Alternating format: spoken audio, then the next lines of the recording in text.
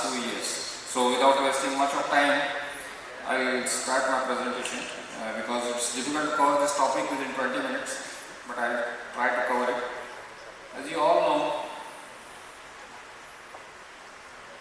it's not a new technique. There is definitely a past about it, but it became a very hot topic during the COVID times. And the way it's going, it seems to have a bright blue future. There was an article in British Journal of Anesthesia in April 2022 about defining the role of segmental spinal in thoracic spinal anesthesia in 21st century. And the conclusion they provided was very clear that it can be a useful technique in cases where other anesthesia technique poses some issues. And there was again an article in April 2023 about the role of segmental spinal in thoracoscopies, non-intubated video-assisted thoracoscopic surgeries, where they said that it can be a useful asset to have in every thoracic anesthesiologist's armamentarium. Now, what is segmental spinal? The term is often used synonymously with your thoracic spinal, but even the low doses of drug used at the higher level levels can produce a segmental effect. So the ideal definition is blocking of the required dermatomes essential for the proposed surgical procedure with very low dose of local anesthetic injected near the targeted nerve roots. Lower the dose, more likely to produce a true segmental block. There are some factors which make thoracic spinal feasible. At thoracic level, the spinal cord is positioned anteriorly, leaving a significant space between the posterior and the spinal cord. At thoracic levels, the nerve roots are very slight and thin, and also the amount of CSF is very less. Both these factors make blocking of these nerve roots very easy with low doses of the drugs used. And also there is no difference in onset time between isobaric and hyperbaric drugs at thoracic levels, while the isobaric drugs may take a little longer time for onset at lumbar levels. There are some safety concerns whenever we talk about segmental spinal. The first and foremost is, can there be neurological injuries when we puncture the dura at the level where before the cord is terminated at mid to low thoracic or higher level levels? Can there be ventricular impairment with extensive thoracic nerve blocks involving the upper abdominal and intercostal muscles? Can there be ventricular impairment with block going up to T1 to T4, blocking cardiovascular fibers? And last but not the least, medical legal issues, as it is still not in the standard textbooks. The major concern is damage to the spinal cord. Here you can see the midline MR of the spinal cord. There is sufficient space between the posterior and the spinal cord at thoracic levels. You can see it clearly here. There is sufficient space. Imbiloni and Gouliard did a study of the low incidence of neurological injuries after accidental dural puncture, and they measured the exact distance at various levels, and it was found to be more highest at the T5 level, it is around 7.75 millimeters. LERA also did study in various positions, supine, lateral and sitting positions, and they found the distance to be more in all positions at mid-thoracic levels, especially in sitting positions, which position is employed by most of the anesthesiologists. The spinal cord sits ventral in the apex of the thoracic curve, especially when you ask the patient to flex its spine, it is placed more ventrally. Because of the angulation which is required to perform spinal at mid-thoracic levels, the distance between the posterior and the spinal cord is further increased. You may need an angle of around 40 to 45 degrees. There are some additional points which fair safety. There are a number of studies about the thoracic epidurals being performed day in and day out, even by the trainees, and there are also accidental dural punctures. But the neurological injuries reported is very less. This might be the reason. And many anesthesiologists, what they do is, if they don't get the space below, especially in the obese and partu units, they use the higher lumbar levels or even low thoracic levels. In one study, only 29% of the anesthesiologists were found to identify the correct space for giving spinal. Otherwise, using the higher spaces. And also the level of spinal cord termination is very low. Can you identify safe space in such patients? No. You may be always 2 or 3 spaces higher than what you intend to. It was confirmed by ultrasound. You can see here, even the position of conus medullaris is also variable. Second issue is ventilatory impairment. Here the main inspiratory muscle of respiration is diaphragm, which is usually unaffected. Then expiration at rest is a passive process. Forceful expiration and cupping may get affected. But because of the low doses of drugs, especially the isobaric drugs,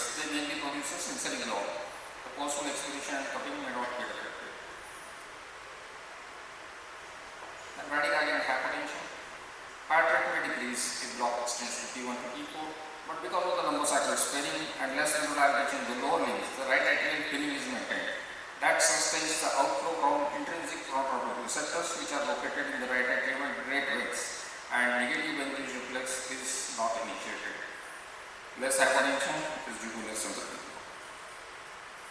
About medical conditions and indications, now there are enough evidences to prove its utility in cases where it is most indicated. You can always justify in cases where it is most indicated.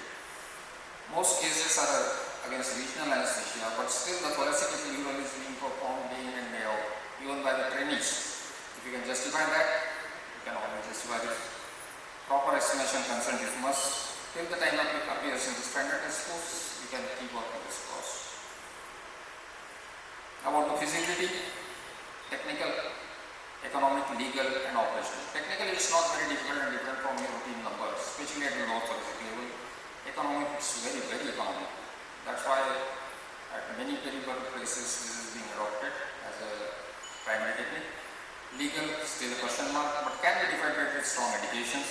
It can be operational at any setup, basic minimum facilities for anesthesia. Indications, all intra-abdominal surgeries, all, whether it is open, lap, upper, lower, major, minor, all can be done.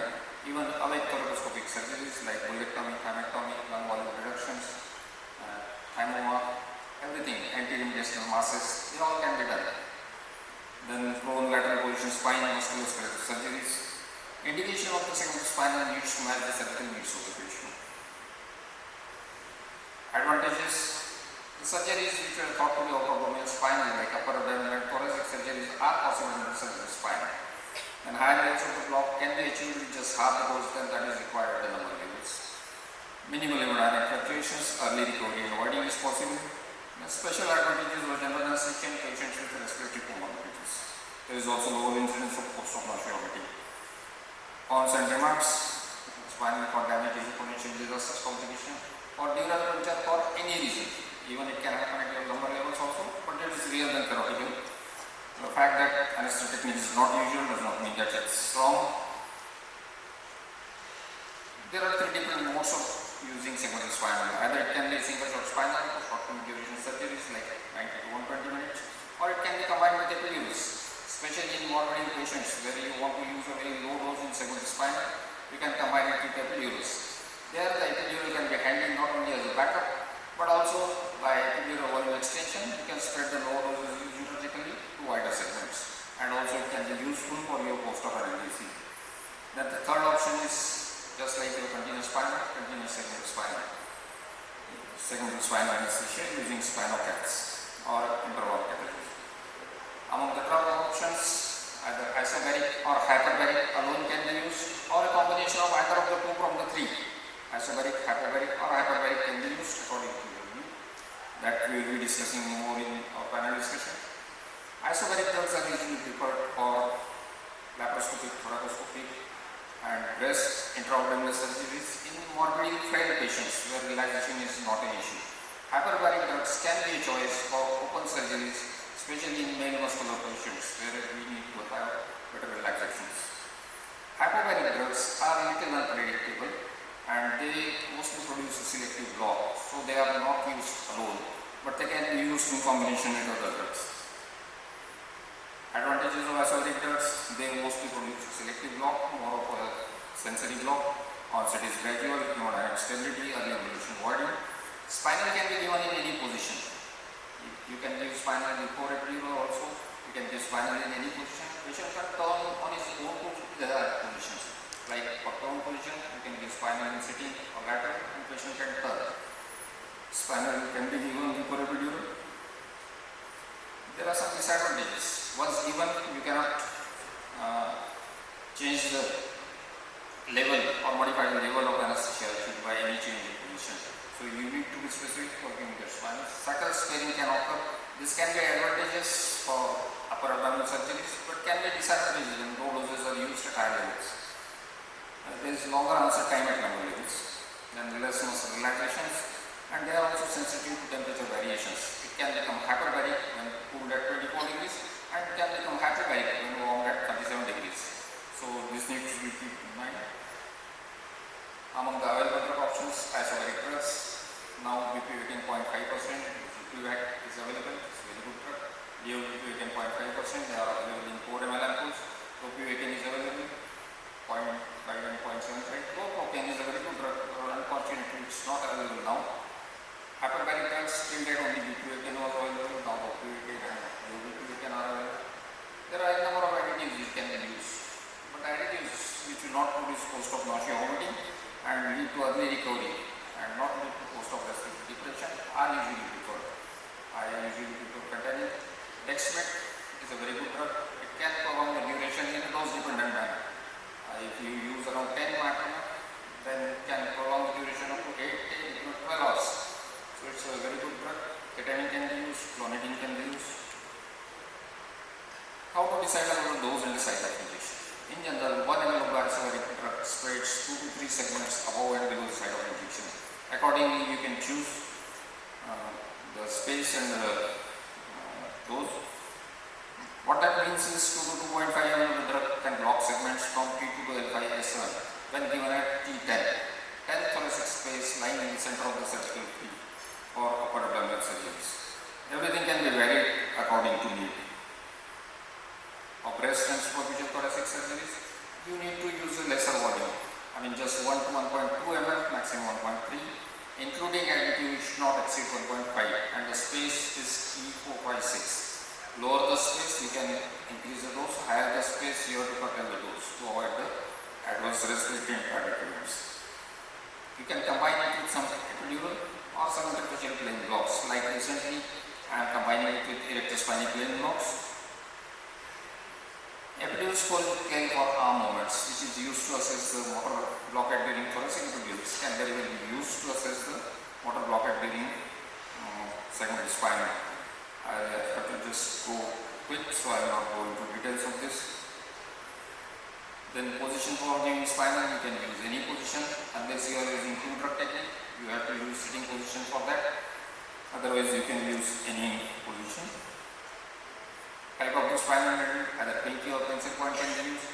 There is some evidence that pinky needle has a less incidence of paresthesia as compared to pencil point needles. As with pencil point needles, you have to enter 0.2 mm more than your pinky needle. So chances of paresthesia are quoted to be a little more with pencil point needles, but any can be used. Landmarks, you can take the help of ultrasound, or you can identify from anatomical landmarks. Vertebral prominence C7, then root of spinal scapula T3, inferior angle T7. With ultrasound, you can do a parasagittal oblique scan, go from L5S1 upwards, or see the 12th rib go upwards, or see the first rib go downwards. There are some anatomical hurdles at thoracic levels. The spinous process T4 to T9 are sharply angled, and they are not always in a straight line. They have undulating spinous processes, so you may not find it straight always. There is very narrow interlaminar space and difficult to do midline approach, so a paraspinous or paramedian approach can be used. Upper thorax and lower thorax, it's almost similar to your lumbar spinal. There is wide interlaminar space. Only at the mid-thoracic levels, it's a little bit difficult. There is very sharply angled spinous processes and very narrow interlaminar spaces. But the point to remember is the transverse process. The upper margin usually corresponds with your interlaminar space, and the lower margin, the transverse process, you can very well palpate that. Actually, there is no time. I have demonstrated how to palpate the transverse processes in the patient. The lower margin usually corresponds to your mid lamina, that is called as a safe landing spot. This is a paramedian approach for thoracic spinal. You need to go at the upper margin of the spinous process, just 1 to 1.5 cm laterally, cataract and median direction. Just imagine that the needle tip has an eye or a camera on it. This can be useful for your thoracic epidurals also. In the first image, you can't see any interlaminar space. When you direct a needle hub slightly down to create an angle of 60 degrees cephalic, you can see there is some opening of the interlaminar space, and when you change the direction of the needle slightly medially around 15 degrees, you can see the interlaminar space has opened. This is just imaginary process. Ultrasound imaging. It's not as easy as your lumbar spine. There is very narrow interlaminar space. Transverse view is of no use. Only parasagittal oblique view can be useful. This is how you can do landmarks, pre-procedure scanning. This is how the laminae look at thoracic levels. They are flat leaf-like appearance with a very narrow interlaminar space. You can hardly see the posterior and anterior complexes through this. If you can see the anterior complex through this, that means that space is open for human spine.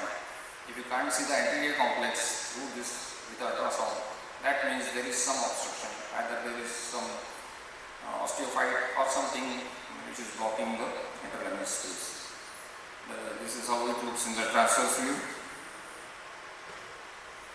The safety measures for successful use of segmental spinal. You need to do a thorough pre-operative assessment of the patient as to the comorbidities of the patient, what drugs he is on, like any other procedure.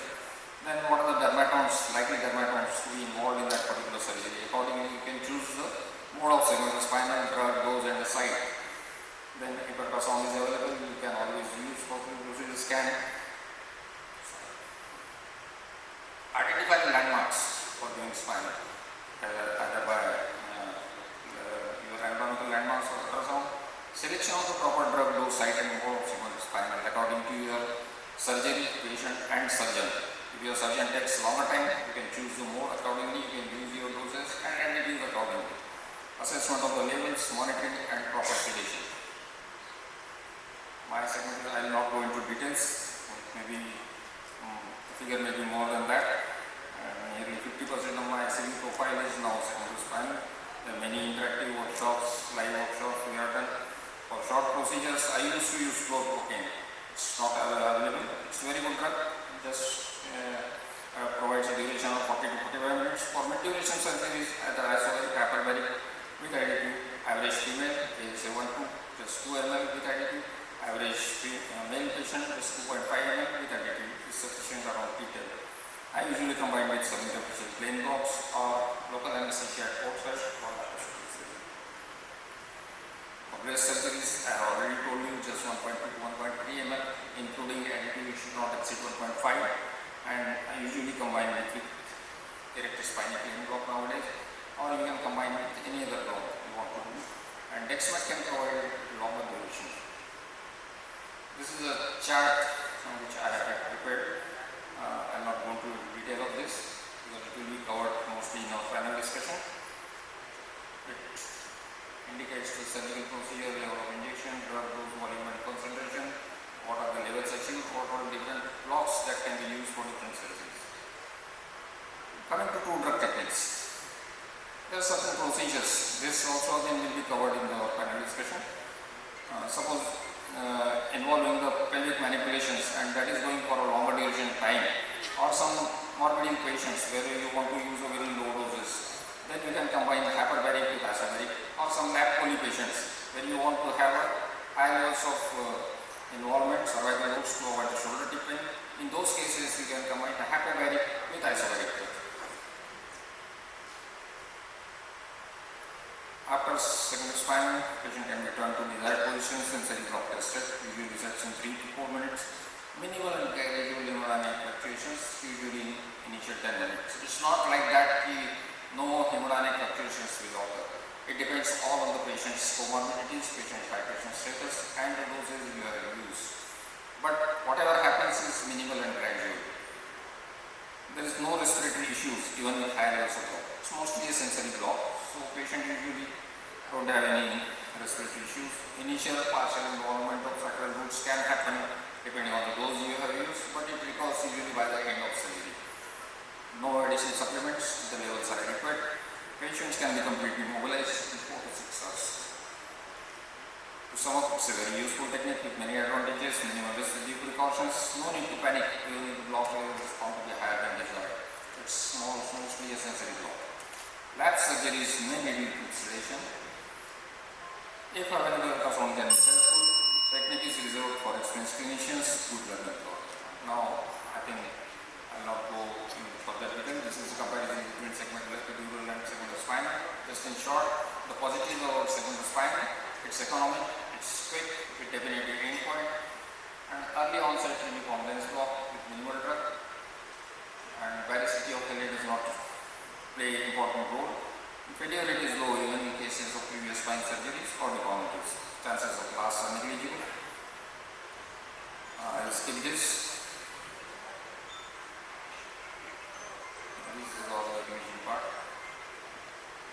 just 1 or 2 slides.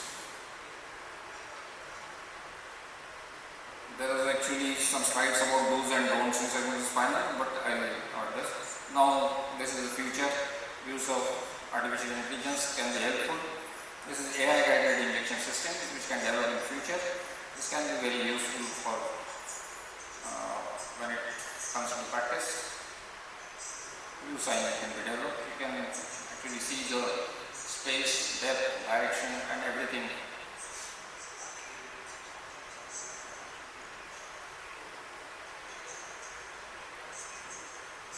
This was actually used for thoracic epidurals, but this can very well be used for thoracic spinals.